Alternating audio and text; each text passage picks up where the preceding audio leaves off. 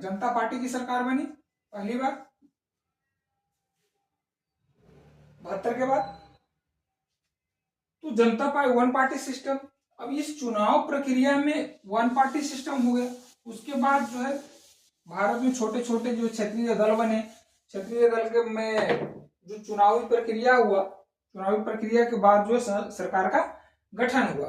अब ये देखिए इसका लोकतंत्र का बदलता स्वरूप, लोकतंत्र का बदलता स्वरूप सीधे डायरेक्ट से है कि यहाँ जो दो सिस्टम पूरी तरह से लागू हो रहा है। एक जो व्यवस्था इसका जो बदल रहा है लोकतंत्र का, एक राजतंत्र का रूप ले रहा है, एक राजतंत्र का रूप ले रहा है। और दूसरा जो है आज का जो इसका बदलता हुआ सिस्टम है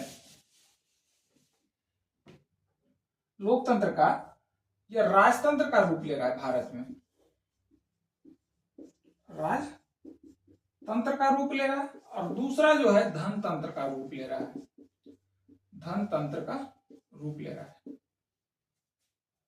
राइट, बहुत इंपॉर्टेंट है कि लोकतंत्र का जो स्वरूप है वह बदल करके राजतंत्र में हो रहा है और धनतंत्र में हो रहा है, डेमोक्रेसी और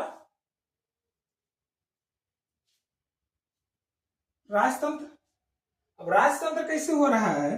राजतंत्र में क्या होता था? राजतंत्र में होता था राजा का बेटा राजा होता था, राजा का बेटा राजा होता था। बिल्कुल, राजतंत्र में राजा का बेटा राजा होता था। राजा का जो शासन होता था, जो राजा कह दिया वही शासन हो। भारत की जनसंख्या 150 करोड़, लगभग 1.5 अरब जनसंख्या है। भारत का जनसंख्या 1.5 अरब, सर्वाधिक जनसंख्या वाला देश।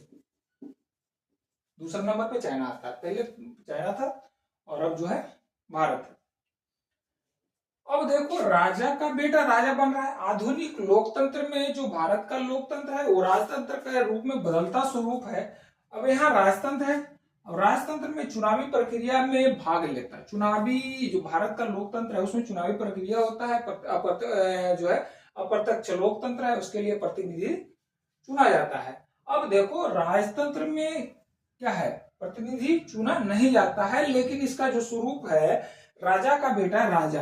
अब यहां कांग्रेस की पार्टी है, कांग्रेस की पार्टी, सिंपल सी बात है। कांग्रेस की पार्टी में प्रथम प्रधानमंत्री कौन बने? जवाहर